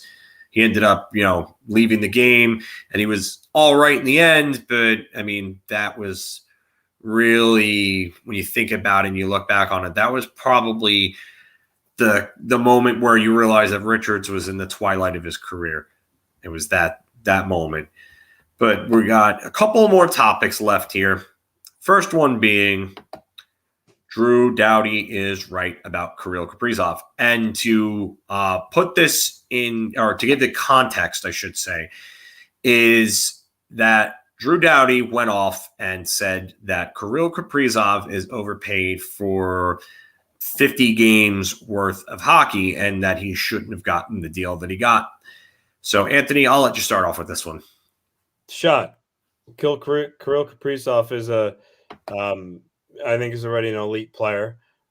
He's shown it last year, and he's been pretty dynamic this year. I get why he's saying it because the guy played not even a full year, 56 games, and he's already getting that type of money, which is true. But talent's talent. You can see it. The guy came over and was pretty dominant for the Wild. And if you also look at his body work in the KHL, it's not some kind of 18-year-old kid coming over and being a flash in the pan for 1 year. Kaprizov showed over a long period of time that he's an elite level hockey player. So I have no problem with how much money he got already. He deserved it. And I think he's fun to watch. He's electric. He brings people out of their seats. And I think he's just going to continue to get better. I'll say first that Doughty is right, technically right, I should say, that he's getting paid for a very, very small sample size. But with that said, I'm going shot the whole way on this. And the reason I'm going to say that is because, like you said, Kirill Kaprizov is an elite level player. He showed it. He was on pace for 40 goals and 70-plus points as a rookie on Minnesota on a line with Victor Rask and Mats Zuccarello. He's not playing with elite-level players, but he's getting a lot from those guys, and those guys are getting the best, the very best, out of Kaprizov. And I'm telling you right now, if Kaprizov was playing on any other team with top-end talent, like let's just say he took Mikko Rantanen's place in Colorado and was playing with Nathan McKinnon, he probably would have been on pace for close to 100 points last year. He's probably a top 10 scorer in the league on a line like that. Or if he replaced David Pastrnak on the perfection line. Could you imagine how that line would look with Kaprizov on it? What if he played on the other side of Artemi Panarin in New York? Or here's a crazy idea. What if you put two of the better skaters in the league and Matt Barzal and Kirill Kaprizov together? Does Matt Barzal get back to an 80 to 90-point player in that range? I would think so. I mean, I'm just saying, this guy's incredibly talented. And Drew Doughty, of all people, meet kettle, because you're one of the most overpaid players in the entire league, and you probably shouldn't be talking about a player that came in and won the Calder like that. So, Doughty, again, Joe's point is excellent. Yeah. He got overpaid on past performance, and Kirill is getting paid on what he should be being paid worth going forward. And apparently Guntote and Granny likes the idea of Kirill with Barzal. Unfortunately, you guys probably aren't going to get to see that, and I don't think Kirill's going anywhere. And rightfully so. I think Minnesota finally needs a superstar that they haven't had since Marian Gaborik. So we're going to do one more topic here in Bar Talk, and one of our more controversial ones. Look who's back in the news. Evander Kane will not play a game this season and is done in San Jose. Anthony, fire away.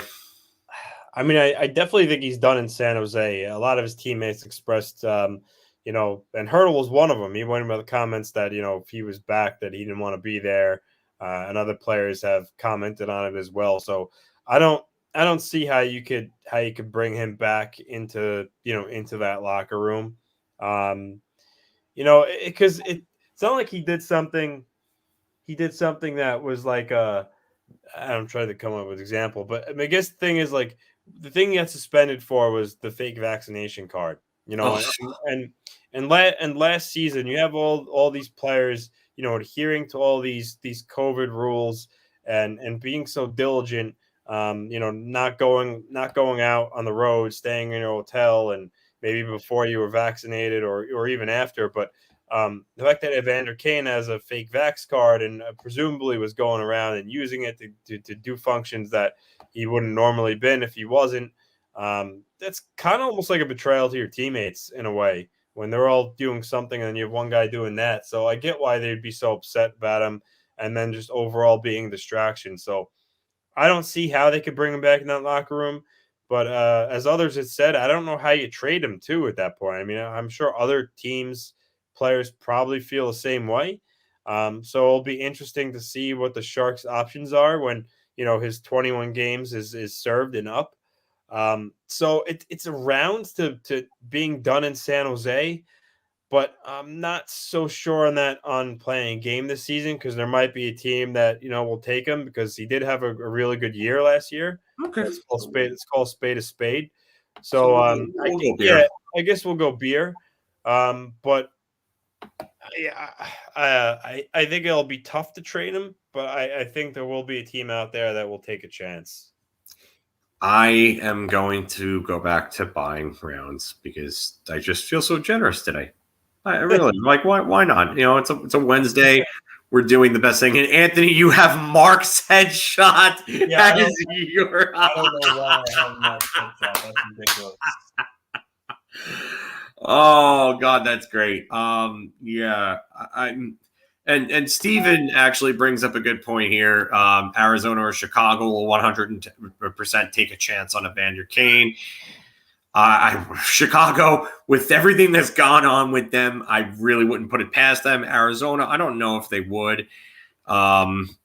Rick, good point. You got to wonder how many more players are out there that have the fake Vax cards. So, and yeah, we saw, Tyler Bertuzzi score 4 goals in an opener. Not being vaccinated, but at least Tyler,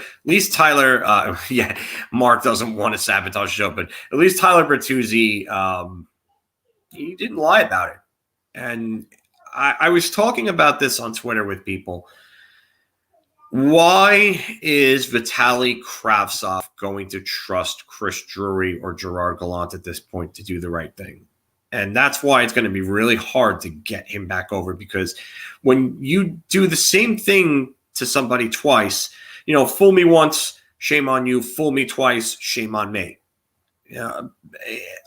If Evander Kane is capable of doing this, doesn't it make you wonder about how oh God, Steve, and I've seen this joke like 15 million times already.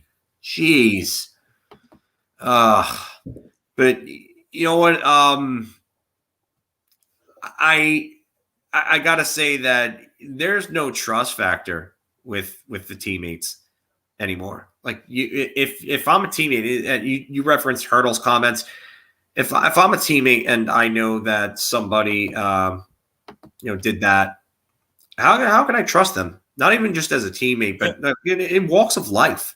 Like, I don't want to be in a locker room with somebody like that anymore. And Hurdle's right for saying what he said. Yeah.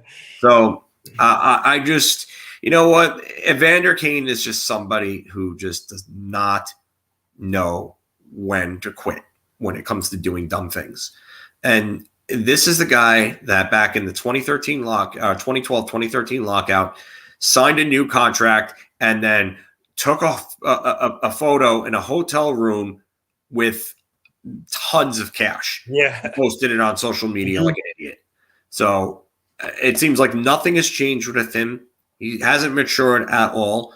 And he's not really somebody that you want to be around on a team. And I mean, he's already rubbed his teammates the wrong way. I just wonder who actually takes a flyer on him and takes the risk at this point. I mean, this guy is, Tony DeAngelo was a PR nightmare, but he was a PR nightmare for different reasons. Evander Kane is a PR nightmare also because he's a health risk on top of being apparently a bad locker room presence. So I really have to wonder who ends up taking a chance on him. But that is it for Bar Talk.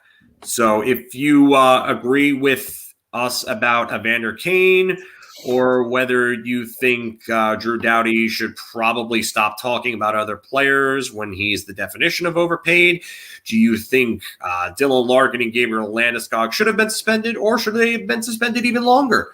Do you think that Tristan Jarry and Pittsburgh are somehow underrated? I don't know if I agree with that at all.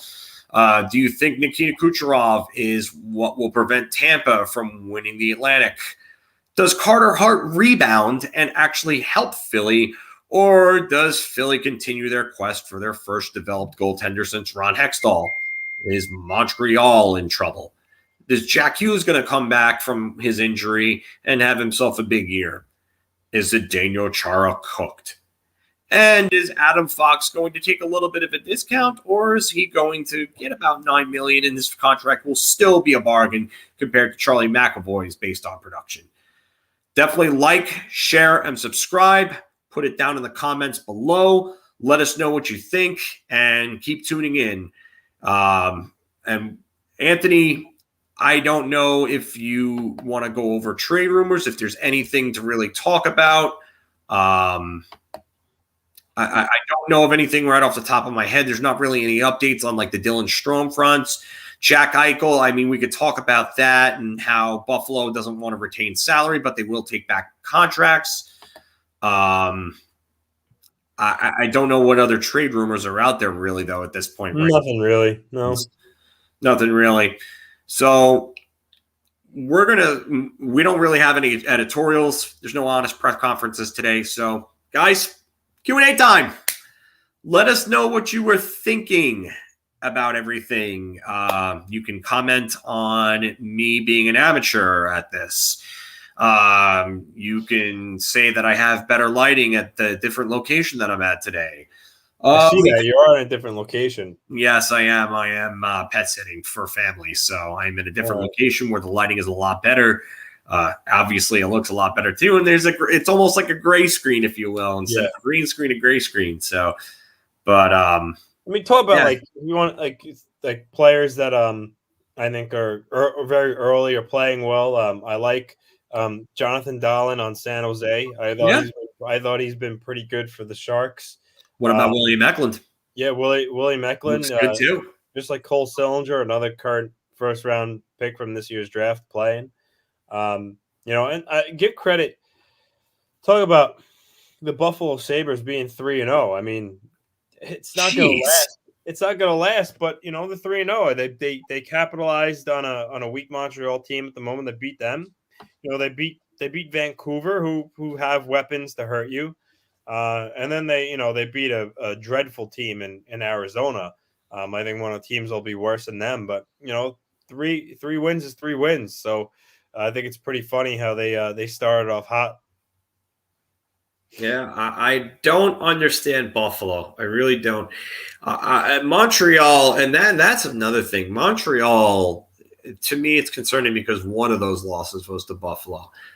And I get you could say they're 3-0 and they're playing well, but you cannot lose the way that they lost to Buffalo. That's to me, that's kind of unacceptable. So I would, if anything, I would say that Montreal's losses are concerning, not just because of the numbers, but the way they've lost them. Yeah. And the Sabres, Steven made a post here. Imagine how good the Sabres will be once Eichel is back. I don't see that happening. I know you're probably being very sarcastic there. No, I am actually not in a safe house or in witness protection.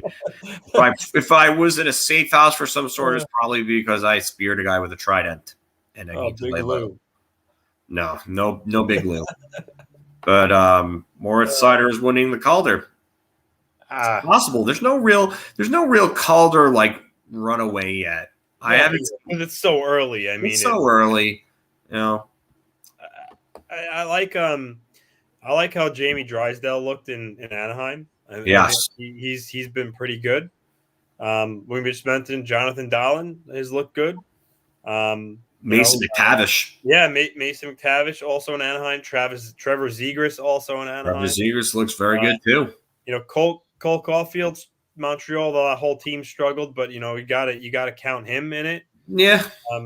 There's a lot of different choices out there for Rookie of the Year. But that's to bring that to Detroit. Detroit's actually been a pretty formidable team so far this year. They haven't, they had that game against the Lightning where they ended up losing 7-6. It was a barn burner, but for a while they were beating Tampa Bay like 4-1. They stormed back. Yeah, they really were putting a hurt on them. Yep, Detroit hasn't been that bad. You know, and San Jose's, that's another team that we thought were going to be pretty bad. They started off, I think they're 2-0, I believe, right now. So it's all still so very, very early for it to mean anything. But it's interesting how to see some of these teams have started. Yeah, I mean, Buffalo's obviously the biggest surprise, but Detroit, I really thought Detroit was going to pull that out.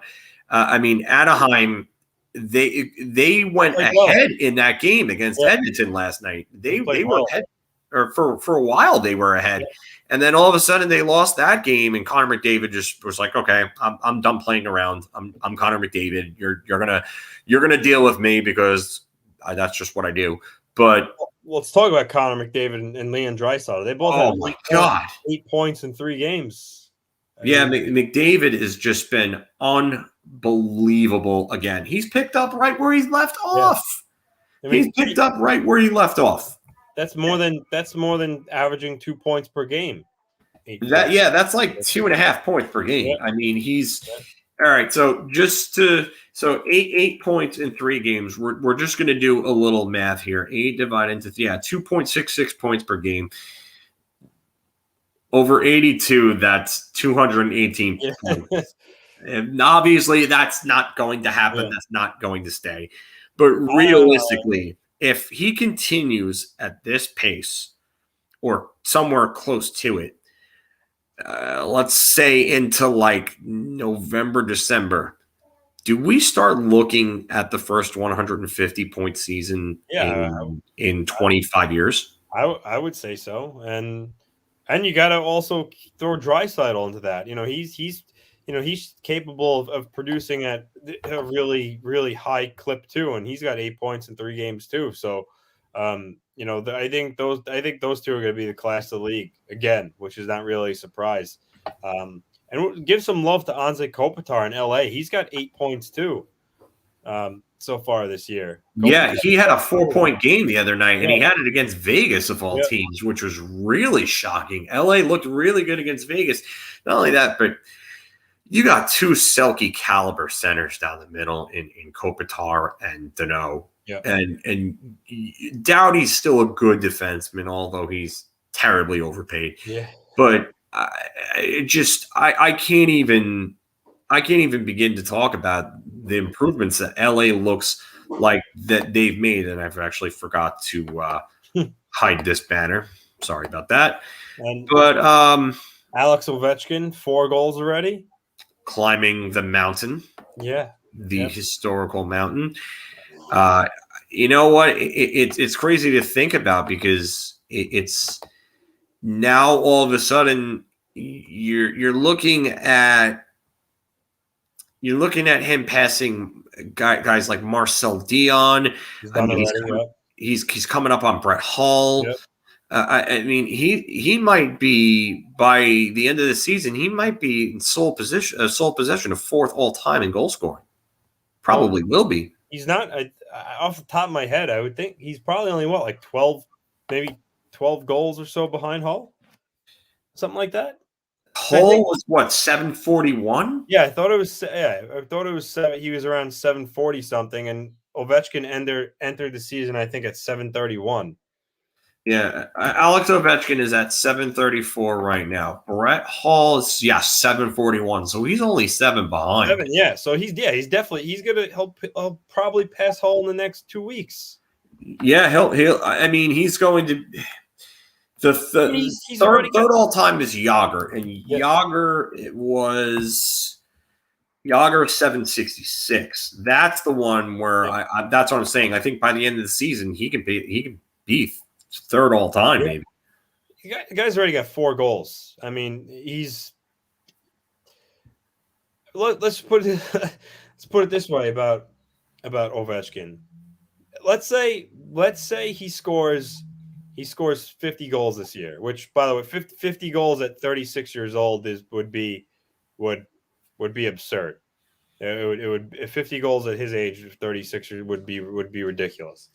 But if he scores 50 goals, would you say that pretty much seals that he's gonna he'll beat the record? Because a 50-goal season goes it dramatically brings down the amount of goals he would have to score over the next 4 years if he had a 50-goal season. Because we're saying right now, even before the season started, if he averaged 35 goals, 32, 33 goals for the next 5 years, he has the record. So think about what a 50-goal season this year would do for the average over the rest of the all right to break the record. So let's go back to Ovechkin. 34 goals. He would need another 46 to hit 50 this year. Another 46 would put him at 780. Yeah, I would say that would probably put him. I think it would probably seal the deal if he has another 50 this year. Because how much? What would that put it at? 894 minus 7 with the number you just said. 780 would be 114 away. So and then he signed a 5-year contract, right? Yeah, and then he has 4 more years after that. Yeah, so he would need maybe about 27 goals a year, I think, to break that. Yeah, it's nothing. Yeah. Yep. It's nothing. But I definitely it's interesting to watch. And Wayne Gretzky said it best, and I've said this before too. The selfish part of me obviously doesn't want to see it because Gretzky's my idol. I'm a Gretzky guy. Everybody who knows me knows this. But I can tell you right now, it's going to be good for the game, and it would be good for us. And I think there would be eyes all over every type of hockey media outlet if Alexander Ovechkin were to break the record. So, in a way, we should be rooting for it. But in a way, I'm also kind of like, it's tough. But I will definitely say that Ovechkin, if there's a guy that deserves to do it, it's a guy that's been as prolific as he has. Yeah, and there's no arguing that. Wayne Gretzky said on the last week when there was the first telecast on TNT, he said flat out, he's like Alex Ovechkin is the greatest goal scorer of our generation. He's arguably the greatest one of all time. Yeah. And speaking of which, what do you think of the TNT and ESPN broadcasts so far? I like that it's back on ESPN, but I love the broadcast on TNT. I did. I loved the whole Gretzky Barkley, bringing in Barkley. I thought that was really cool. I loved it. I thought it was fun. It was different, and I'm really happy for our sport that we have these two networks. I thought it was great. I mean, ESPN, like the one last night, the Islander Blackhawks game. Ferraro and McDonough. I mean, they're not the best broadcasters. I thought, but I like Ray. Sean McDonough. He's not bad. He really isn't bad, but I don't know. It feels like there's something missing with him. I don't know if it's the energy. I don't know what it is, but just am I in the minority here when I say that? About McDonough? Yeah, like is it like doesn't it feel like something's missing? Yeah, I agree. He's not, he's not the best, but clearly when you think of like Kenny Albert, Brendan Burke, I like Eddie Olczyk's not a play-by-play. He's commentary, but he's good.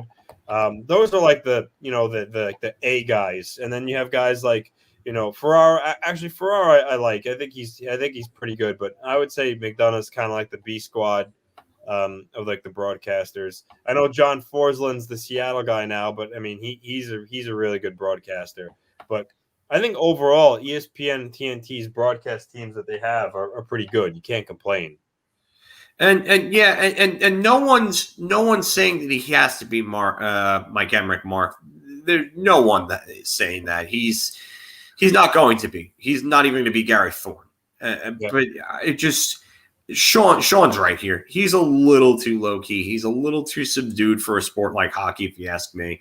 That's why I was hoping that Gary Thorne. Oh, I was also hoping because I love Gary Thorne, but I was really hoping Gary Thorne would come back because I think the energy that you would get from Gary Thorne would really, really help I wonder if it's his age that held him. I mean, I think he's pushing 80, Gary Thorne. I think he's like 77 or something along that, 78. They were in talks with him. So, and another thing I just saw from Guntone Granny, I'm not really a fan of their podcast. I'm not going to name that podcast, but I'm not really a fan of it. But I will say that Bissonnette has been pretty damn good so far. Yeah. And you know what? He brings the comedy element, but when he had to get serious about doing analysis and breakdown, he was good with it. And I didn't expect that.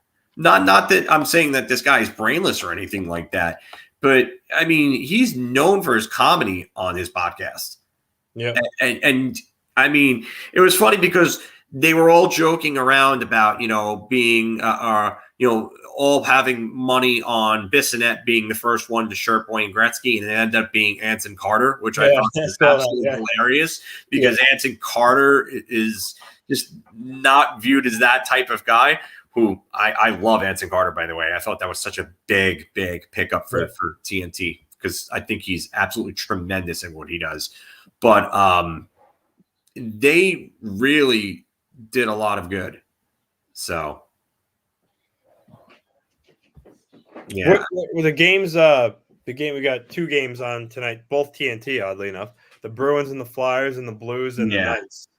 Yeah, and those are going to be some pretty good games, I would say. I mean, looking at what we have here, you got 2 teams that are looking to prove themselves in Boston and Philadelphia. Boston needs to get back to the land of the elite. And Philadelphia, I mean, they're trying to prove themselves as a playoff team. Yeah. Their goaltending is going to be actually, goaltending is really going to be the big focus tonight. Is Ullmark going to be what Ullmark has been in the last couple of years or so? Is Carter Hart going to continue to flounder like we talked about before?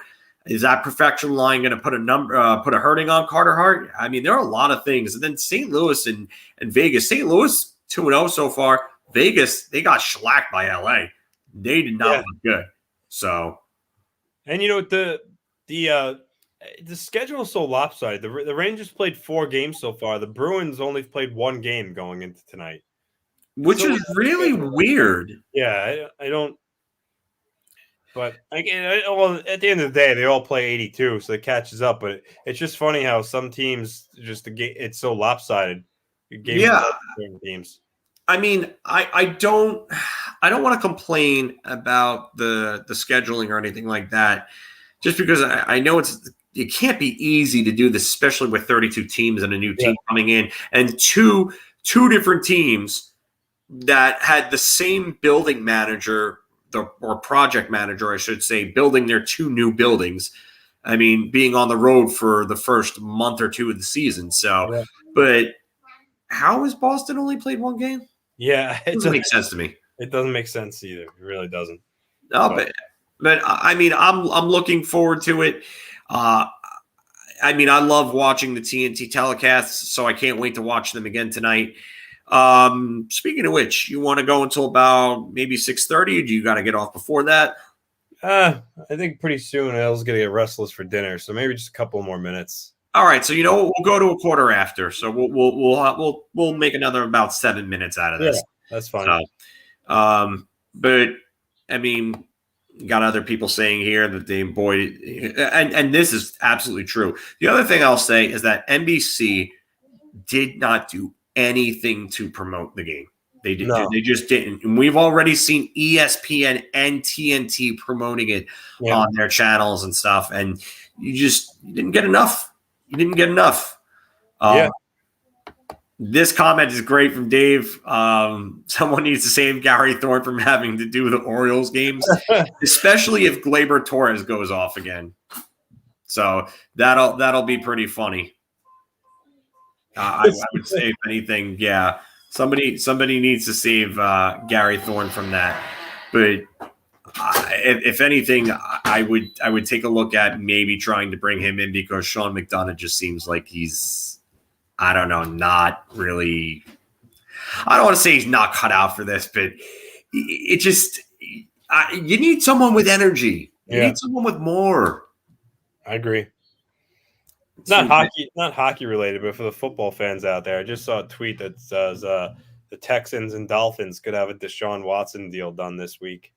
Ooh, that's an interesting one. Chris G brings up a good one here. It's too bad I can't watch TNT games. I have Fubo streaming. What's a good alternative to Fubo? Probably Reddit streams on your laptop. You could probably try to look up free streams. If you Google them, Chris, you'll find them. Usually they're pretty reliable. If you have a VPN, that can help too. So Mark brought up, I was trying to find his comment before. Sometimes it's great just to have your guy and make it fun, like Generate. Rick Generate's a gem. He's a legend.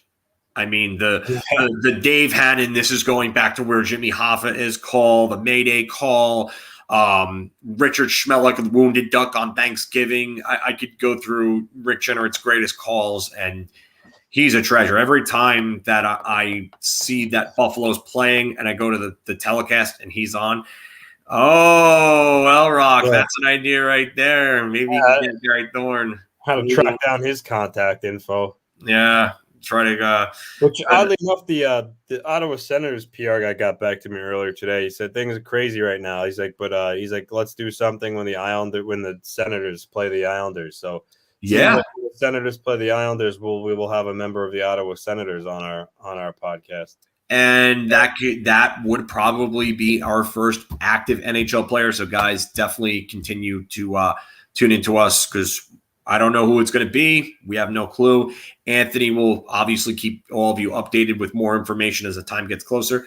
But if we continue to get closer to that date, we'll have an idea of who it's going to be, and that'll be a good interview. So, and I'll keep plugging away in the meantime. And we're going to have more guests. We were a little dry this week, but and you kind of just pissed off Mark there before with that Deshaun Watson update. Well, you know what? I mean, the allegations against the guy, we all know what they are. It's terrible, and with that many people, you got to assume it's true. But Deshaun Watson can flat out play football. Yeah, I mean, he's good, but he is baggage and a half right now. I don't know if I would really want to be the team that picks him up and takes on the flight risk. This is another one from Anthony for you, Chris G. Sling TV is $35 on its orange package. The TNT, TBS, ABC, ESPN Plus is separate at $70 a year. So it's funny you mentioned this, Chris G, because I was gonna go up to Ottawa a few years back for a game. I wanted to check that out. I think it's like maybe like an 8 to 10 hour drive or something like that to Ottawa. But got to get the real ID and stuff like that and go up there.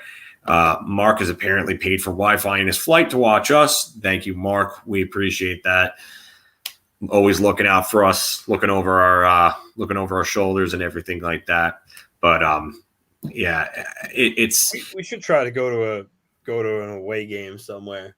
Yeah, I would. I mean, I've already done Capital One Arena when it was Verizon Center. I had we did Peter Jeter. Yeah, with Jeter and Zach Johnston, and how that dude told me that Mike Green was better than Nicholas Lidstrom. that was interesting. I've done TD Garden. I did TD Garden about 6 years ago. That was cool, even though the Rangers got shellacked in that game by Boston. Montreal would be interesting.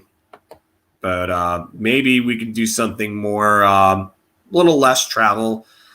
I would say maybe Philadelphia, but just not wear any opposing teams' clothing or anything like that. Fans are brutal.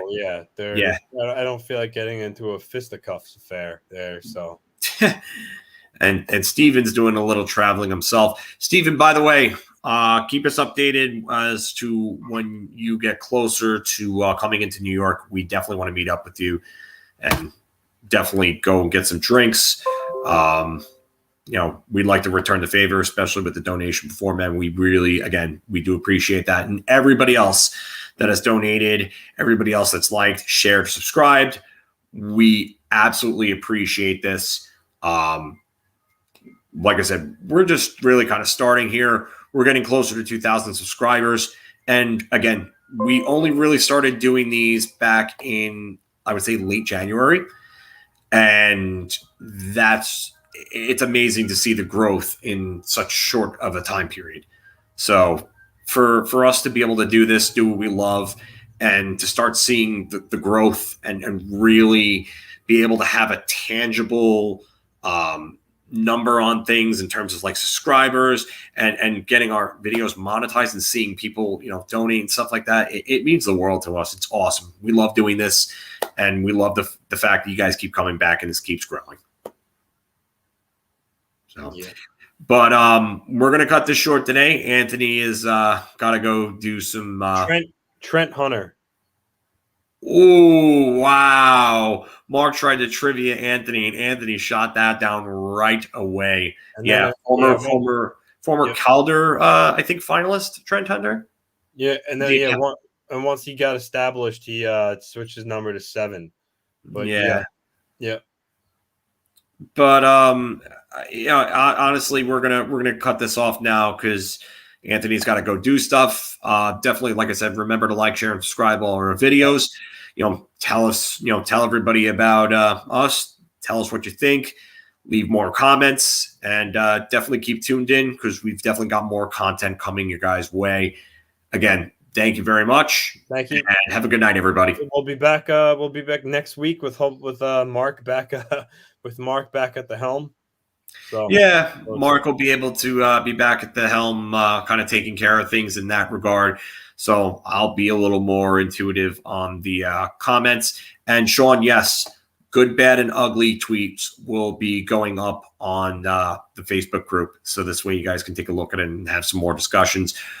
Speaking of which, we're going to be a little more active with that too. So if you guys haven't checked out the Big Apple Hockey Twitter, it's at Big Apple Hockey. And definitely add us and follow us on there. So yeah, Saber's going to Saber. That's so Rangers. Oilers going to Oil. All those good hashtags. Have a good night, everybody. Take care. Well, good night, guys. Thanks for watching. Thank you for watching.